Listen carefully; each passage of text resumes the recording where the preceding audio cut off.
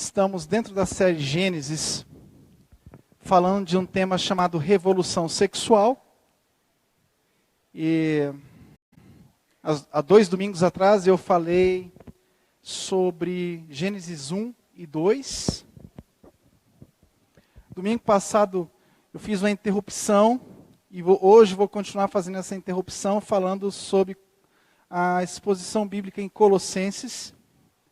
Tá ok? Semana que vem nós voltaremos com o casamento de Jacó e aquela relação conflituosa, Jacó, Lia, Raquel.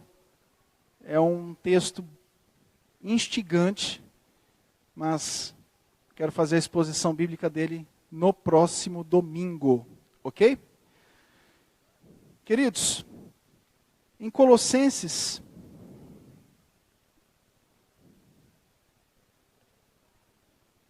deixa a sua Bíblia aberta.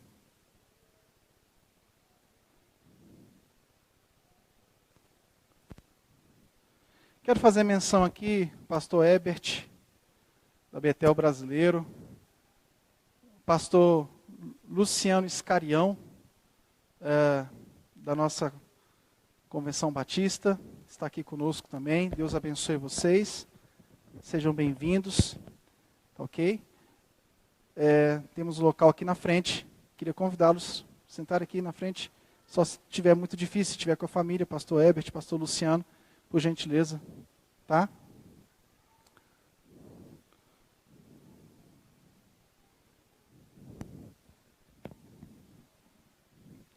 Pastor Luciano Iscarião faz parte do STEB, que é o Seminário Teológico ligado à Convenção Batista Nacional. Pastor Herbert faz parte do Seminário Betel Brasileiro. Inclusive, o pastor Herbert vai ser o nosso coordenador de EAD aqui na FTRB. Amém? Colossenses. Deixa aberto aí.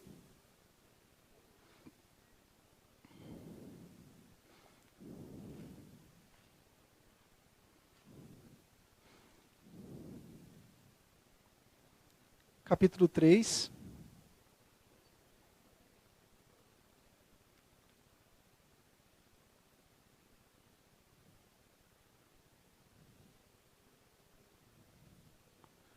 Versículos 5 ao 11.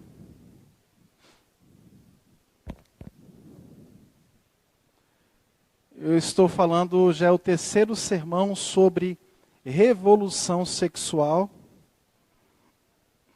Nas primeiras mensagens eu falei sobre algumas características da década de 60 até agora.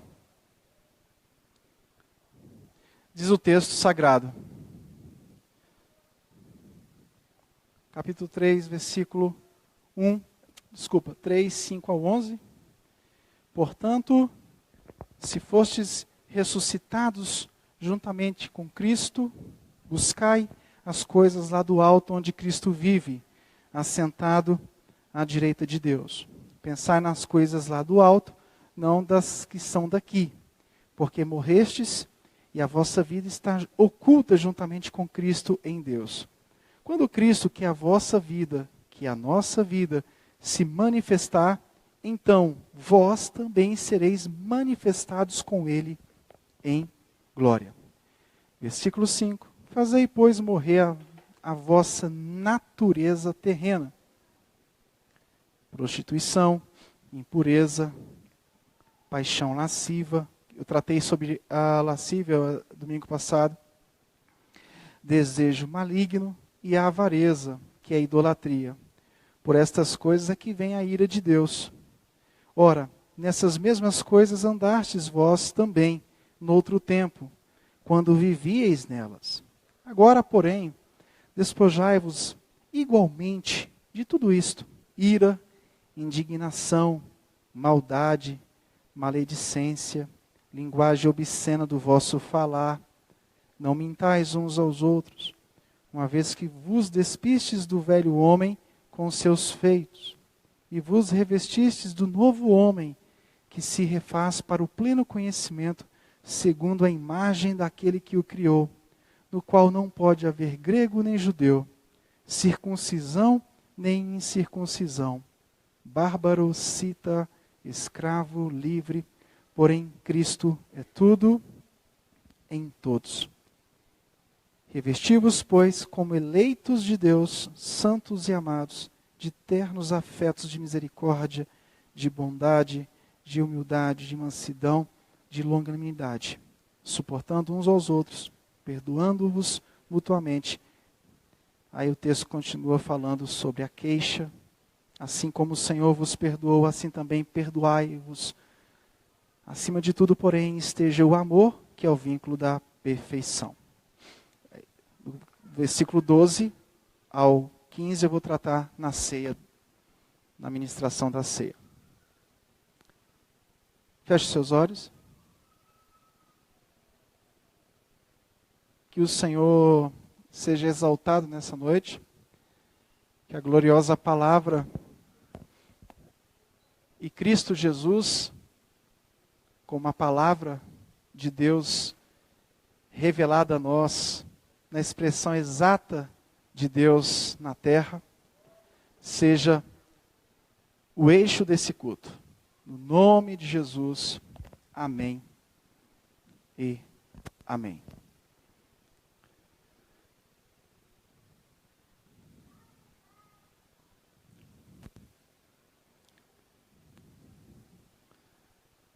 Uma professora de Pilates, na revista UOL, uma revista eletrônica, uma mulher de 48 anos, ela declarou abertamente que fazer sexo com pessoas desconhecidas a torna uma mãe melhor. Ela e o marido, que tem 41 anos, fazem parte de uma comunidade não monogâmica na Califórnia, Estados Unidos, em que os membros têm relações sexuais extraconjugais com a anuência do pai. Essas informações são do periódico britânico Daily Mail. Esse é o relato da liberdade advinda lá do iluminismo, com influência na Revolução Francesa, que gerou o feminismo, que está sendo alardeado no mundo. O ser tem sido coisificado. Existe uma coisificação do ser. Tem uma pesquisa científica, depois eu passo a referência para quem quiser, que ela diz que a pornografia, especialmente pornografia envolvendo violência, pode produzir uma variedade de efeitos indesejáveis, tais como estupro e coerção sexual. Como eu falei domingo passado, a questão da pedofilia. Especialmente, eles descobriram que essa exposição pode levar ao aumento do uso da coerção do estupro, ao aumento de fantasias de estupro e a dessensibilização à violência sexual e banalização do estupro. São alguns dados iniciais acerca da liberdade sexual, que foi tão acentuada, sempre isso existiu, mas isso foi muito acentuado a partir da década de 60.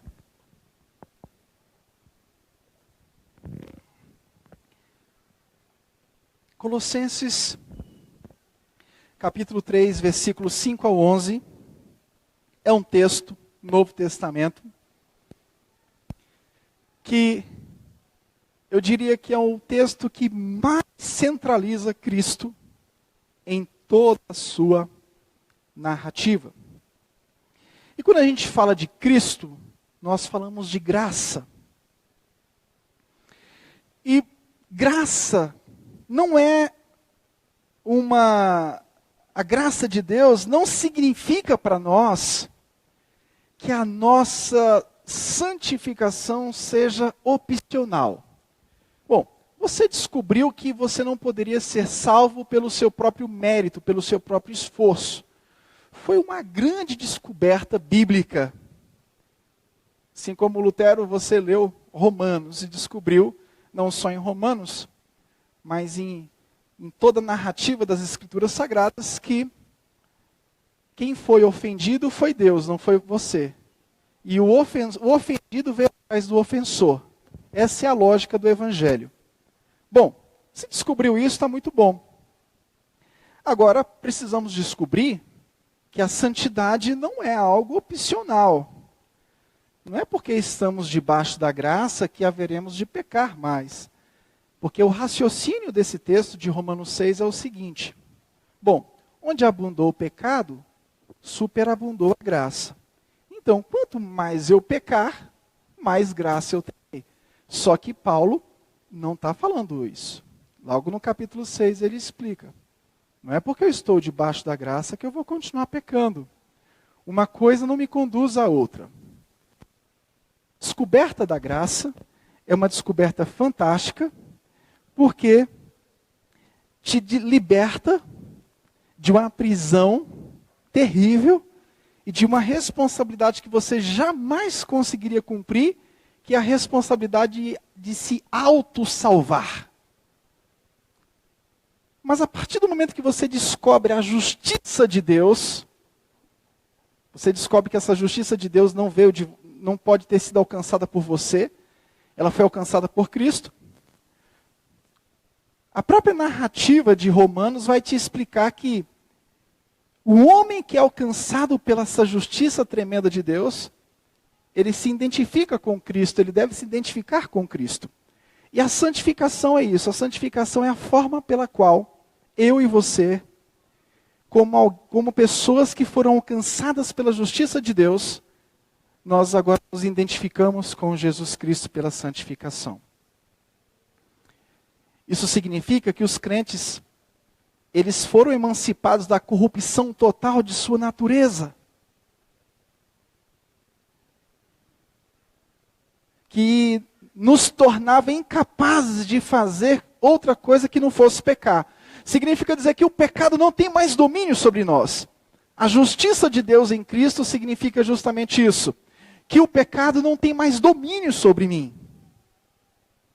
Mas ao mesmo tempo que o pecado não tem mais domínio sobre mim, isso é, eu nasci de novo, eu não sou escravo do pecado.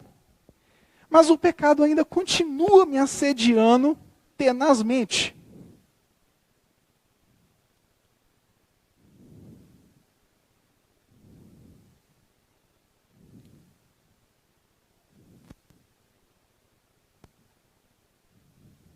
Pornografia é uma palavra derivada do vocábulo grego antigo, que significa escrito sobre prostitutas, da raiz porte, meretriz. A palavra passou por uma definição mais ampla, ou seja, pornografia é tudo que se diz respeito a atos sexuais ilícitos. Significa dizer que nós temos que vigiar com livros, com fotografias. E o próprio texto de Colossenses fala de linguagens obscenas. Linguagens. O texto de Colossenses trata da maledicência. O texto de Colossenses trata da linguagem obscena do nosso falar. Sei que o texto é completo.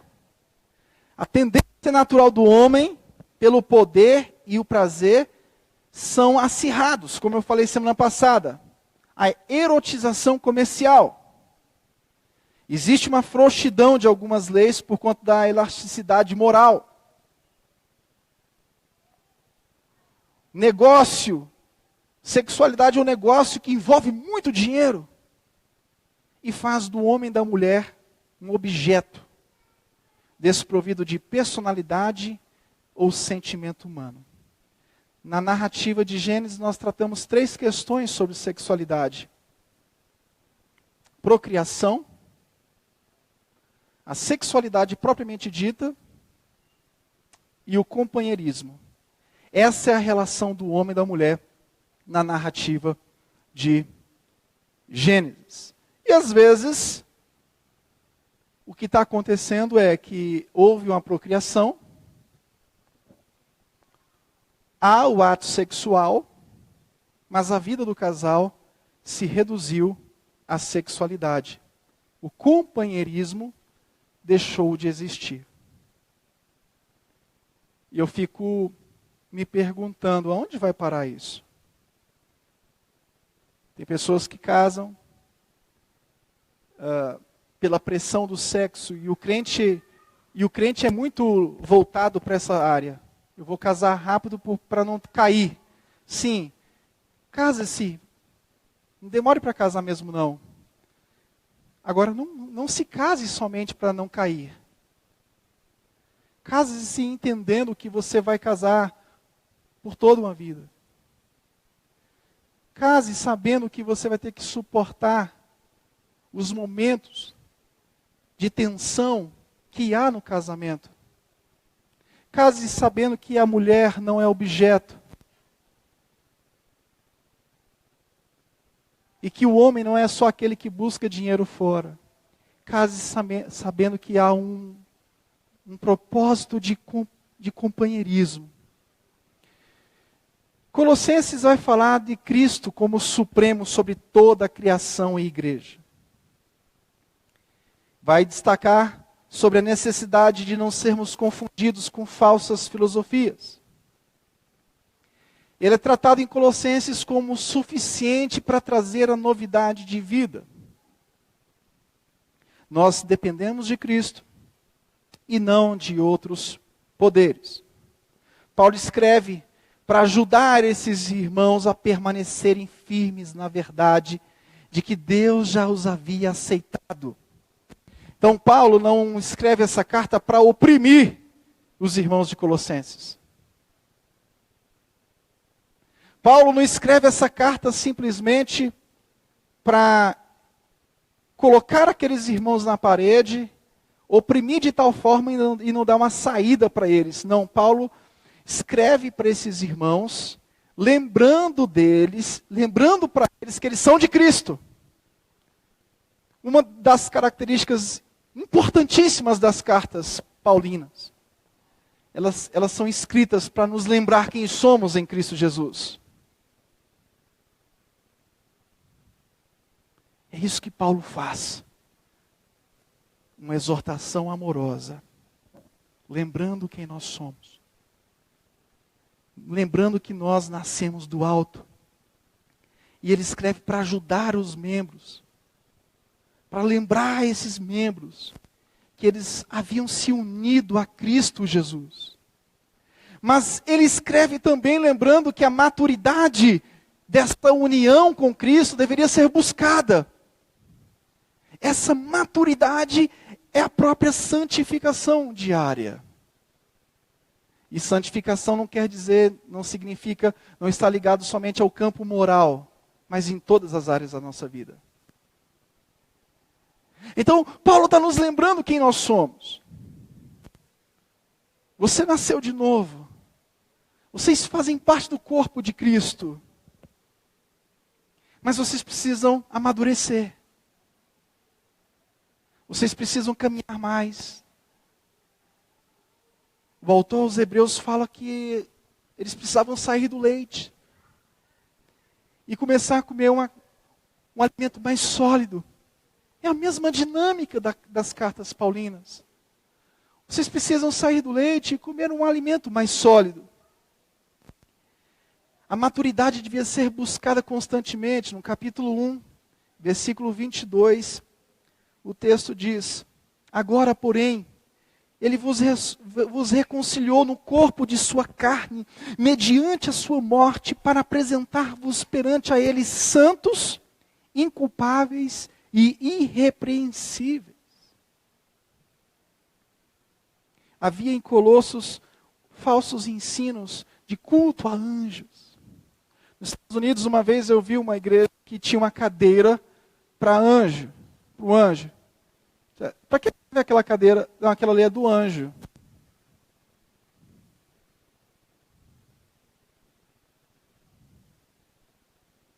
Se não é o anjo, é o homem que está sendo idolatrado. Todo o centro da igreja é Cristo Jesus. Tudo converge para Ele.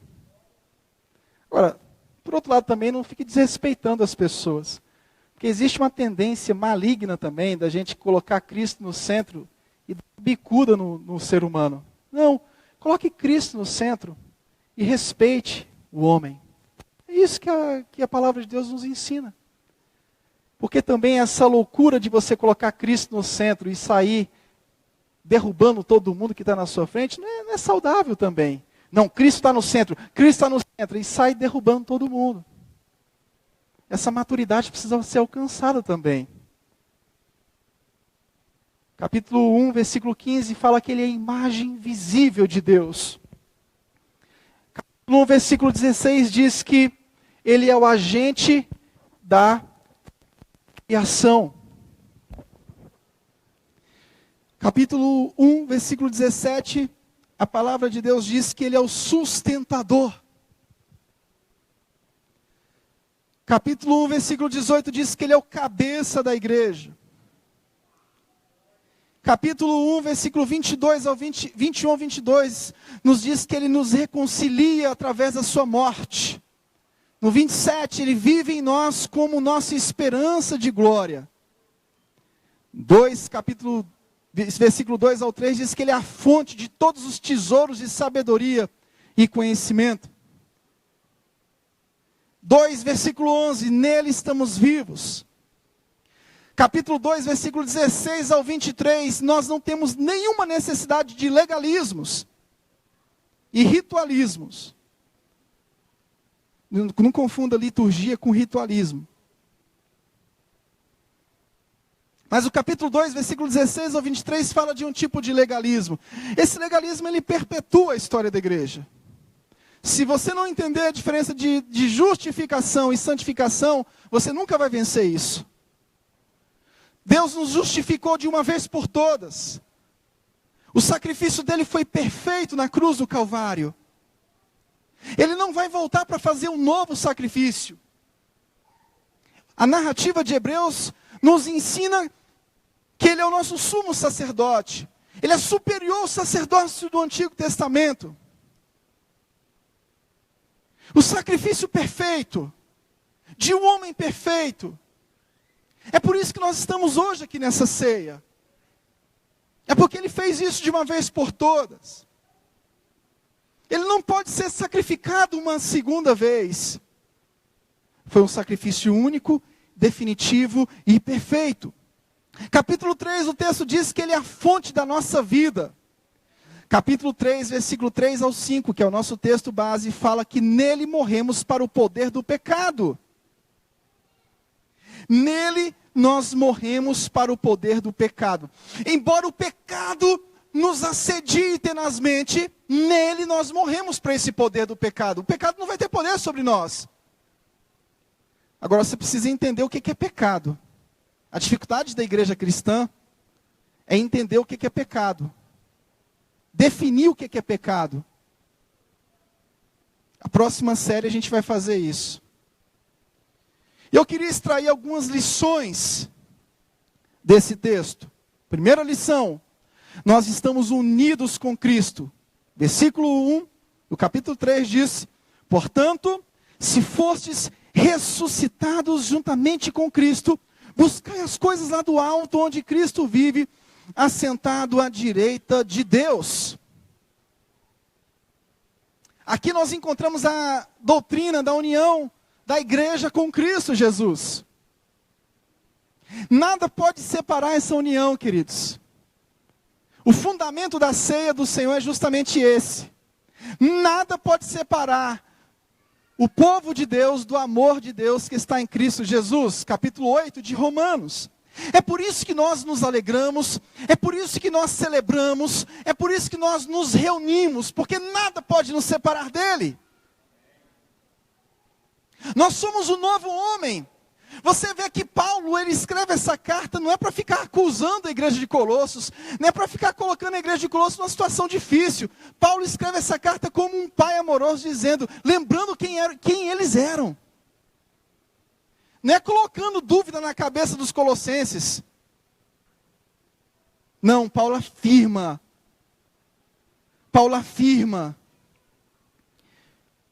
Se fostes ressuscitados juntamente com Cristo, buscai as coisas do alto. Então o que Paulo está querendo dizer é o seguinte: se vocês nasceram de novo, eu estou lembrando vocês aqui que quem nasce de novo busca as coisas do Senhor.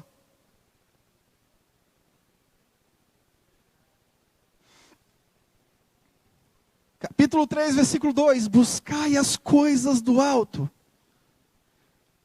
O que ele quer dizer com isso? O contexto é o culto aos anjos.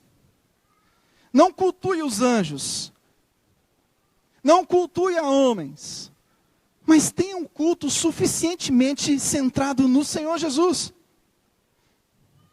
Eu dou graças a Deus por essa igreja. Não é uma igreja perfeita. É uma igreja que tem muito a crescer. Todos nós temos muito a crescer.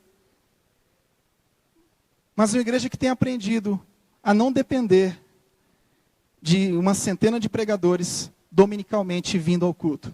Um colega meu ficou muito arrasado porque ele assumiu uma igreja no local. Eu disse para ele, você vai ter que mudar essa cultura. Que diz que tinha irmãos que olhavam o calendário dos pregadores. Ah não, nesse dia aqui eu vou, naquele eu não vou, nesse dia eu piso na igreja, naquele outro dia eu não piso. Deixa eu te falar uma coisa aqui, graças a Deus que aqui não tem essa cultura nojenta.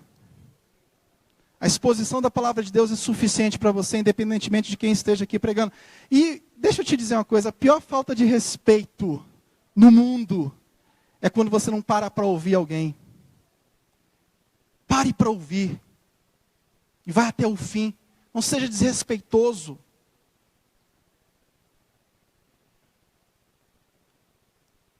Eu falei com ele, você vai ter que mudar essa cultura. Como é que eu mudo essa cultura, colega? Eu digo, expõe as escrituras sagradas. E a igreja tem que aprender a ouvir as escrituras sagradas. O versículo 3 diz, nele morremos. Ou seja, a nossa vida está oculta juntamente com Cristo em Deus. Mas essa vida com Cristo deve ser evidenciada aqui na terra. Nele morremos.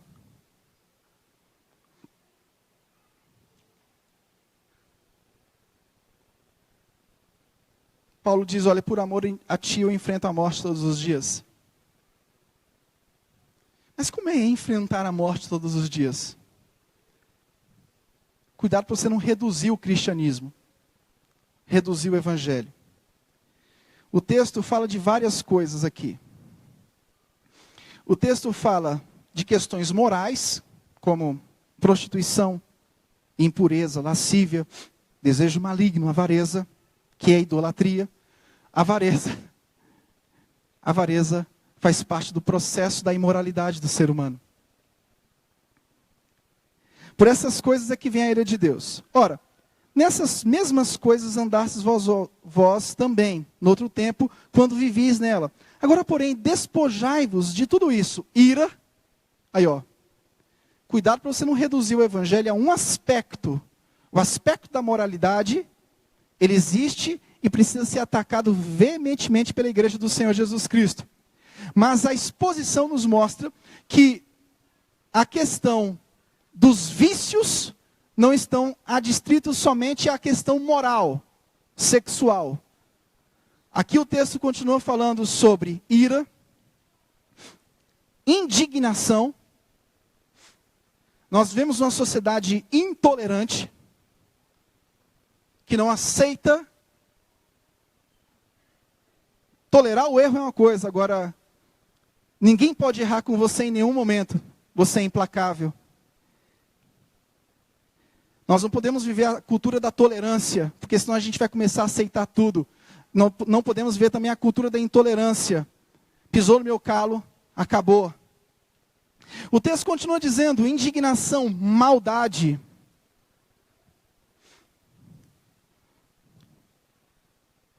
Maledicência. Linguagem obscena do vosso falar. Mentira.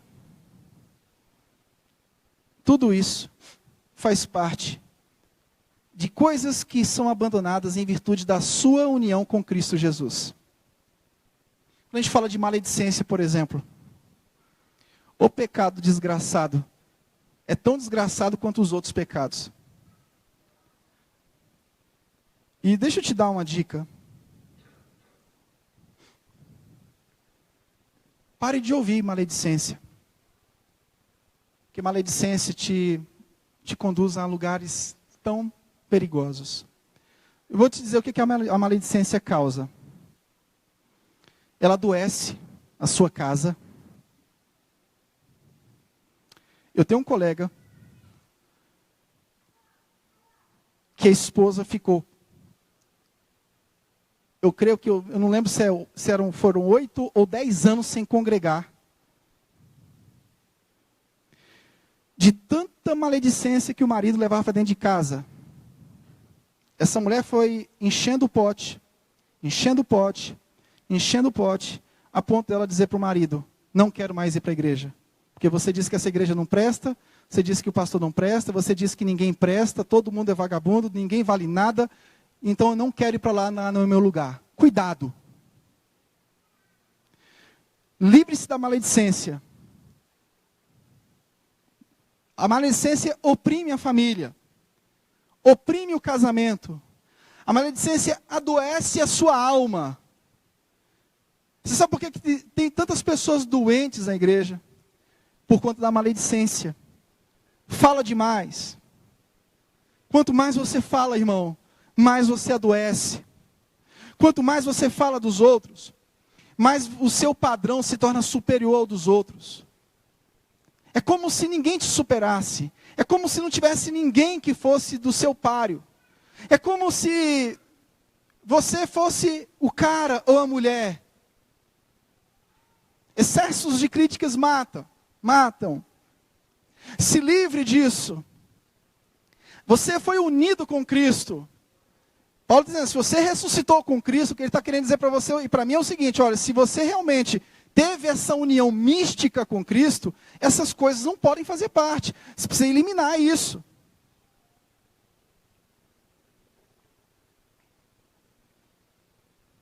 Deixa eu te fazer uma pergunta. Ninguém presta. É só você que presta? É só você que é o bom?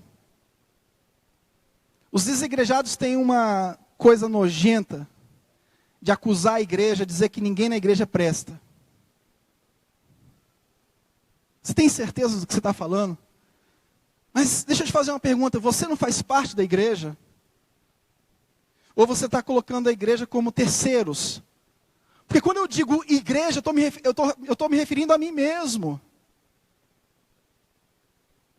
Quando eu digo a igreja, eu estou falando de mim mesmo. Ou você não faz parte da igreja? Faz.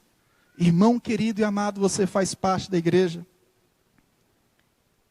Mas se livre disso em nome de Jesus.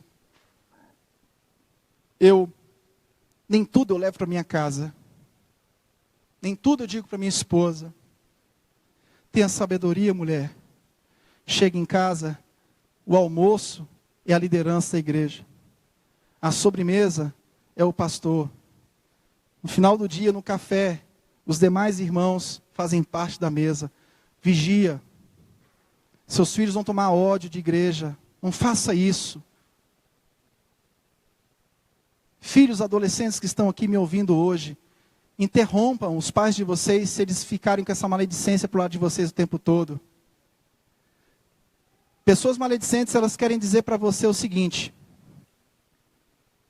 eu sou melhor que todos eles. A maledicência é um pecado tão grave quanto outros pecados.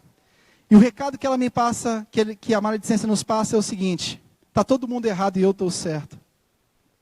Eu não estou querendo dizer que a gente tem que cair no relativismo. Existe realmente o erro, existe o pecado, e ele precisa ser combatido. Agora, a maledicência produz um tipo de vida tão perigosa, que contamina quem está ao seu redor. Os filhos já não te suportam mais. Muda o disco, fala de outra coisa. Teu marido já não suporta mais tanta ladainha de igreja. A tua esposa já não suporta mais você sempre reclamando da igreja. Pare com isso. Mude o disco. Vai orar. Vai visitar o orfanato. Vai pregar no hospital. Tire a igreja da sua boca, porque você faz parte dela, em nome de Jesus. Se livra dessa maledicência nojenta. Os seus irmãos são tão preciosos quanto você. Esse ar de superioridade que você tem, às vezes, está te prejudicando. Ninguém vai alcançar o teu nível. O teu nível é muito alto. Você é muito mais santo que todo mundo. Se livra disso nessa noite. Deixa eu te dizer, você é tão pecador quanto eu. E eu sou tão pecador quanto você. Estamos debaixo de uma graça de um Deus poderoso que nos perdoa dos nossos pecados. Graças a Deus que nos deu a vitória por intermédio do nosso Senhor e Salvador Jesus Cristo. Eu e você estamos debaixo disso. Isso não tem um domínio sobre nós, mas todos nós somos pecadores. Se você disser que não tem pecado, você está mentindo. 1 de João diz isso. Isso não é um subterfúgio para você continuar pecando, mas é uma ajuda teológica para você parar de ficar condenando o outro e não se livrando dos seus próprios pecados. Quarto lugar, o texto fala da esperança do retorno. Quando Cristo, que é a nossa vida, se manifestar, então vós também sereis manifestados com Ele em glória. Tudo aponta para Cristo. Você encontrou no campo social, faz obra social, começa a desprezar a igreja local porque está fazendo obra social. Entenda uma coisa, a obra social na Bíblia, ela tem uma teologia bem definida. Ela aponta para o futuro. Se você ajuda os órfãos, as crianças, as mulheres, se você ajuda as classes desmerecidas da sociedade de Israel que ainda perduram hoje, isso aponta para um lugar onde não vai haver dor, não vai haver choro, não vai haver sofrimento. Isso aponta para o futuro. Se você acha que essa igreja é fria, fica me acusando que eu não acredito em milagres. Eu acredito em milagres, sim. Deus é soberano para fazer milagre a hora que Ele quer. Agora, milagre não é um fim em si mesmo. Milagre aponta também para o futuro. Quando Jesus ressuscitou Lázaro, Jesus não queria simplesmente tirar Lázaro daquele lugar. Jesus quis dizer o seguinte: olha, a ressurreição é a nossa esperança. Os milagres são pedagógicos, querido. Eu continuo crente. Essa igreja continua crente. Nós acreditamos no milagre soberanamente. Mas como eu não poderia acreditar no milagre se Jesus nasceu? O maior milagre da ressurreição tem? Não tem. Como é que eu posso desacreditar de milagre se a encarnação e a ressurreição foram os maiores milagres?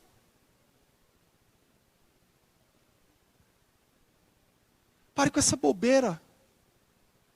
Pare com essa infantilidade. Nós acreditamos na soberania de Deus que pode curar, pode fazer milagres. Ele é soberano para fazer o que Ele quer. Mas entenda qual é o motivo do milagre. Milagre não é um fim em si mesmo. Jesus não era um curandeiro. Jesus não era um mágico da lâmpada. Tudo o que Ele fez apontava para o reino vindouro. Jesus trouxe o reino no presente. E o reino do presente era uma sombra. É uma sombra do reino futuro. Versículo 5 diz: fazei morrer a vossa natureza terrena, mortos para o pecado e vivos para Deus.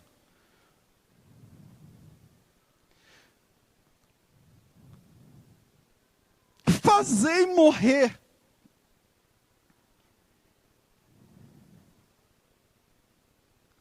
Só tomando cuidado com os extremos. 2 extremos perigosos que a gente tem tratado nessa igreja sempre. O extremo do legalismo, de achar que tudo é pecado. E o outro extremo perigoso, o extremo do antinomismo, de achar que nada é pecado. Procure o equilíbrio na sua vida. E o equilíbrio está no Evangelho de Jesus Cristo. Não é o que você categoriza que é pecado, é o que a Bíblia diz que é pecado. Não é o que você fala que é pecado. O conceito de pecado não é você que cria, em virtude dos seus traumas. O conceito de pecado está nas Escrituras Sagradas. Fazei morrer. E o texto continua. Prostituição, impureza, paixão lasciva, desejo maligno e avareza, que é a idolatria. Por essas coisas aqui vem a ira de Deus. Ora, nestas mesmas coisas andastes vós outros no outro tempo, quando vivias nela. Agora despojai-vos disso. Aí ele continua. Ira, indignação, maldade, maledicência, linguagem obscena do vosso falar. Não mintais uns aos outros. Pare de dar migué. Migué também é mentira.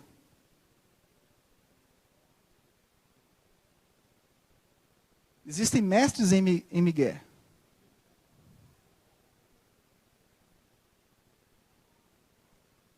E está apontando os outros. Cheio de migué. Cheio de treta. Cheio de coisinha. Cheio de maracutaia brasileira. Tem que se livrar disso também. Seja sincero. Sejamos sinceros. Se a gente está no supermercado e diz, amor, estou chegando em casa. Não, estou no mercado ainda. Quer matar a mulher de ódio? Diz para ela que está chegando. E não está, porque ela vai ficar calculando no relógio. Estou chegando, estou no pistão sul, amor. Passaram-se 40 minutos, o miserável não chegou ainda. Mas se eu falar, vai me matar, pastor. Você é melhor morrer, ué.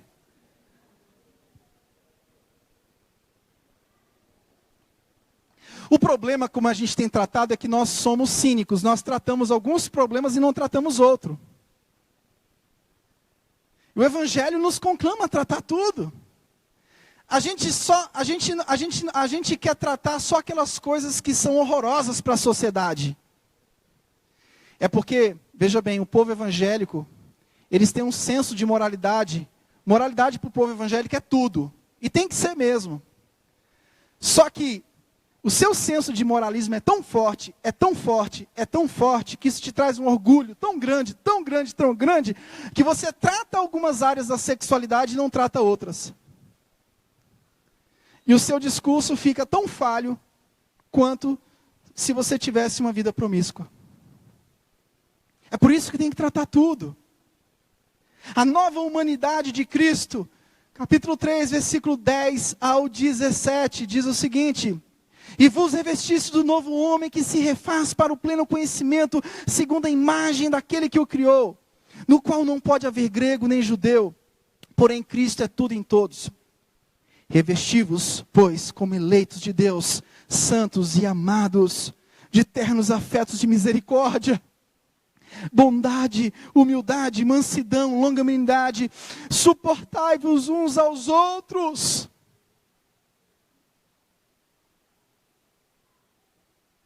Pisou no meu calo, acabou. Qualquer coisinha sai da igreja.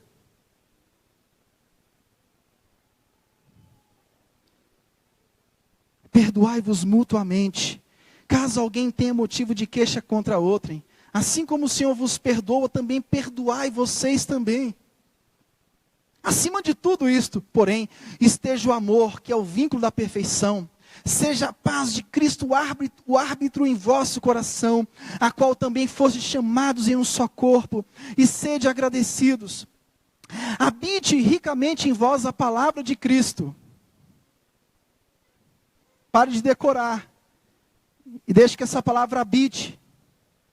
Instruí-vos e aconselhai-vos mutuamente em toda sabedoria, louvando a Deus com salmos e hinos e cânticos espirituais, com gratidão em vosso coração.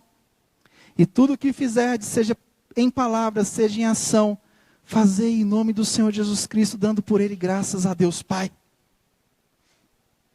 A nova humanidade glorifica a Deus em todas as áreas da vida. Não é só em uma área. Não dicotomize a vida. Vamos nos arrepender de coisas que você tem cultivado como se cultiva um cachorrinho de estimação. As coisas mais graves, a gente se livra delas. Por quê? Porque a gente não quer ser envergonhado. A nossa moralidade é tudo para as nossas vidas. Continue sendo. Mas não viva de forma cínica diante do seu orgulho moralista.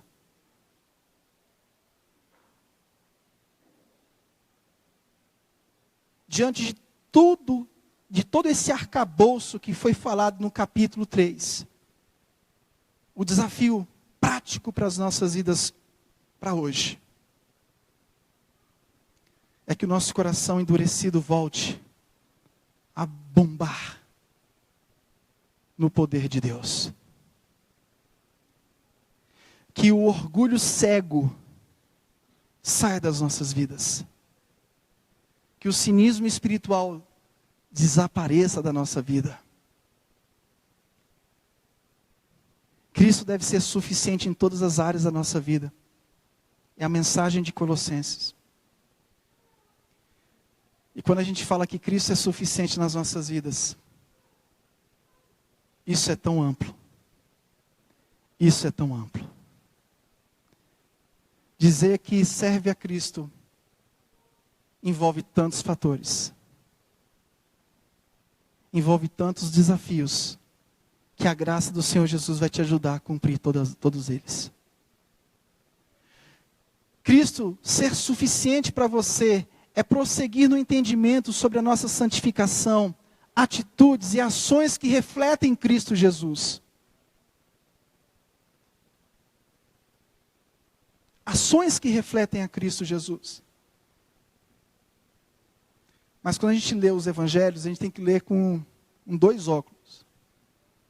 Aumenta o grau do óculos, vamos dizer assim. Porque Cristo foi muito acusado nos evangelhos.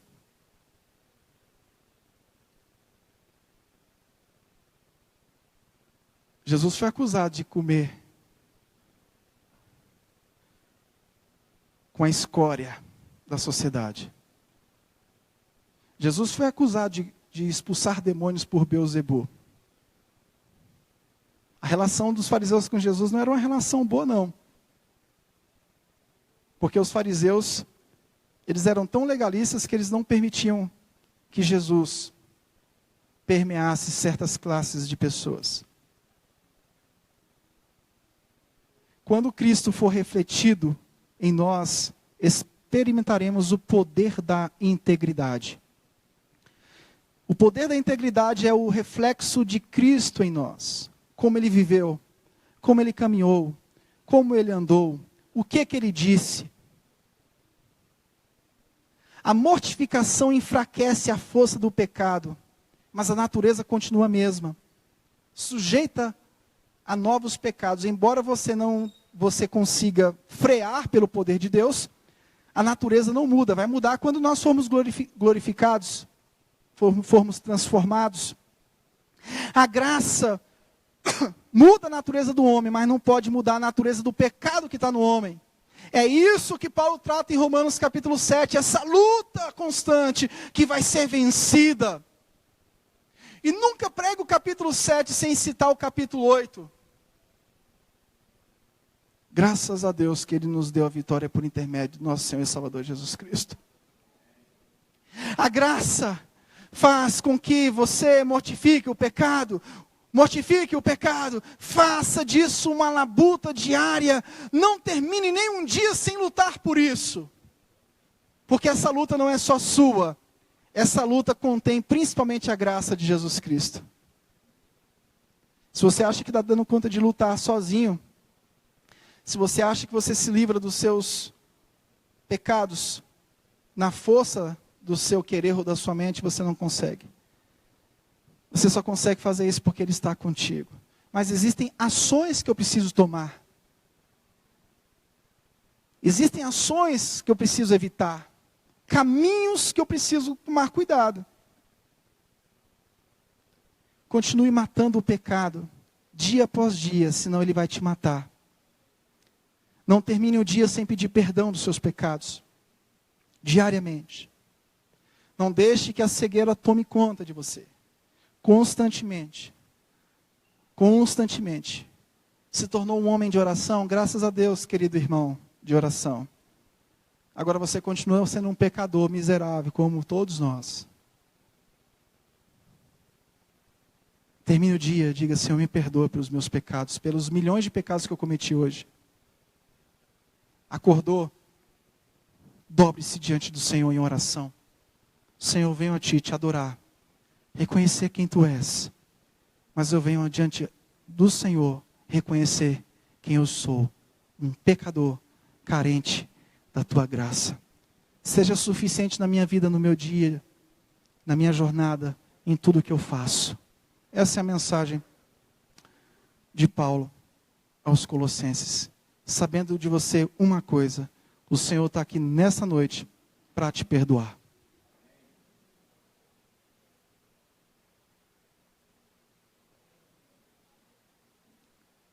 Tem um perdão de Deus para você. Talvez tenham pessoas aqui que se envolveram tanto com a prática pecaminosa, que acha que Deus não tem perdão. Ele tem perdão para você. Porque Ele já perdoou o seu pecado. Você confessando Ele hoje. Você confessa o seu pecado hoje. Deus vai olhar, sabe para onde? Para a cruz. Você diz: Senhor, me perdoa pelo meu pecado em nome de Jesus. Aí Deus vai olhar para onde? Para você? Ele vai olhar para você? Ele vai olhar para a cruz. Ele vai olhar para a cruz e vai dizer assim: eu te perdoo. É na cruz. Ele não está te perdoando porque você é bom.